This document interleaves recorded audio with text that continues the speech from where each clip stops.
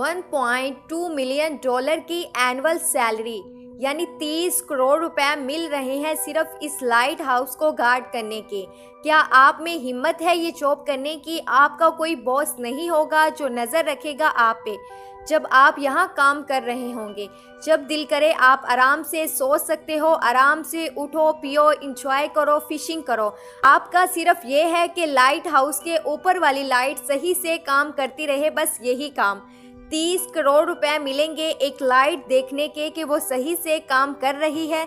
लेकिन अच्छी खबर यहीं ख़त्म होती है और बुरी खबर ये है कि ये दुनिया की सबसे खतरनाक जॉब है, इस लाइट हाउस को गार्ड करना, क्योंकि ये समंदर के बीचों बीच है।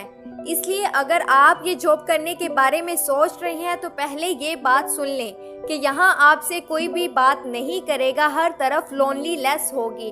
और सबसे खतरनाक बात यह है कि इस एरिया में बहुत ज़्यादा तूफान आते हैं और जो तूफानी लहरें होती हैं वो तो टावर से ऊपर तक टकराती हैं। इस जॉब में जान जाने का भी खतरा हो सकता है। ये पिक्चर ली गई थी रेस्क्यू ऑपरेशन करते हुए।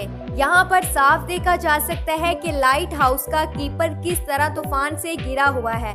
अगर ये तूफानी लहरें पूरे तरीके से लाइट हाउस को कवर कर लेती हैं तो इसकी जान को भी खतरा हो सकता है। ये सब जानने के बाद भी आप में जॉब करने की हिम्मत है?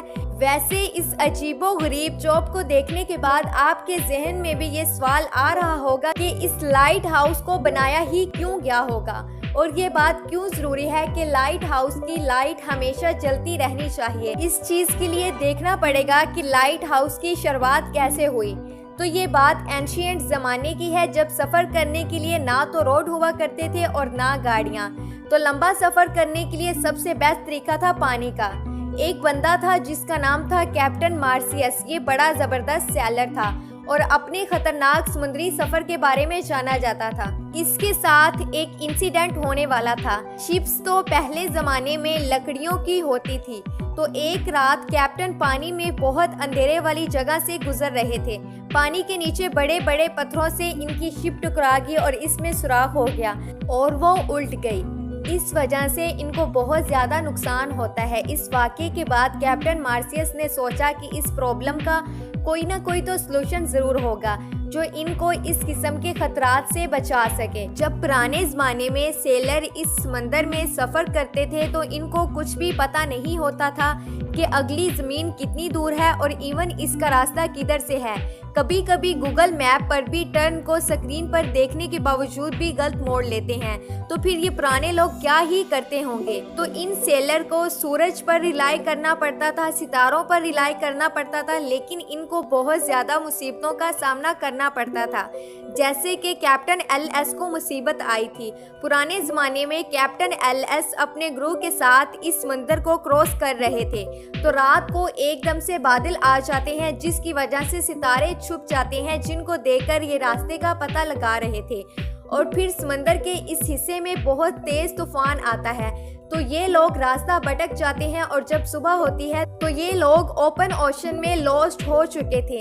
इन लोगों के पास ना कुछ खाने के लिए बचा था और ना पीने के लिए। भूख और प्यास की वजह से इन लोगों का बुरा हाल होता है। आपको तो पता ही होगा कि समुंदर का पानी हम इंसान नहीं पी सकते क्योंकि ये बहुत ही ज़्यादा नमकीन होता है। इसे पीने से इंसान की मौत भी हो सकती है। तो ये लोग पानी में होने के बावजूद भी प्यासे थे। इनके बहुत सारे क्रू मेंबर्स मर चुके थे। कैप्टन को बहुत मुश्किल से लैंड मिला था और फाइनली ये लोग वहाँ पर जाकर स्टॉप करते हैं। अब दुनिया के सबसे पहले लाइट हाउस की शुरुआत होने वाली थी। तब एक कैप्टन किंग पेटोलमी था। इसने इसकी सेफ्टी के लिए इस टाइम के ब्रिलियंट आर्टिस्ट को बुलाया और उनसे इसके सॉल्यूशन के लिए मदद मांगी। दोनों ने मिलकर बहुत ज़बरदस्त प्लान बनाया, एक रोशनी के बड़े मीनार को बनाना जो शिप को गाइड करेगा सेफ्टी की तरफ और साथ ही वार्न भी करेगा पानी के नीचे मौजूद खतरे से। डिटर्मिनेशन के साथ आर्टिस्ट काम करना शुरू कर देते हैं, लेकिन इनको ये पता नहीं था कि जो चीज़ ये बना रहे हैं वो one of the greatest engineering marble बनेगा एंशिएंट वर्ल्ड का। The ferrous of Alexandria. Alexandria के साहिल के ऊपर लाइट हाउस चमकती हुई बुलंदियों पर पहुंच गया। इसकी लाइट थी 384 फीट और इसको वाइट मार्बल से बनाया गया था। इस लाइट के ऊपर बहुत बड़ी आग चलती थी जिसको हर वक्त ऑयल और लकड़ी सप्लाई मिलती रहती थी। जैसे ही लाइट हाउस बनने की बात फैलती है तो दूर दूर के सैलर सुकून की सांस लेते हैं। अब इनको इस लाइट की वजह से ज़्यादा खतरात का सामना नहीं करना पड़ेगा। तो ये दुनिया का पहला लाइट हाउस बन गया था सैलर के लिए और यहाँ से इसकी खबर पूरी दुनिया में फैल गई। पहले ये लाइट हाउस समंदर के किनारों पर बनते थे, पर फिर समंदर के बीच ज़्यादा खतरे होने की वजह से ये लाइट हाउस समंदर के बीचों बीच बनने लगे।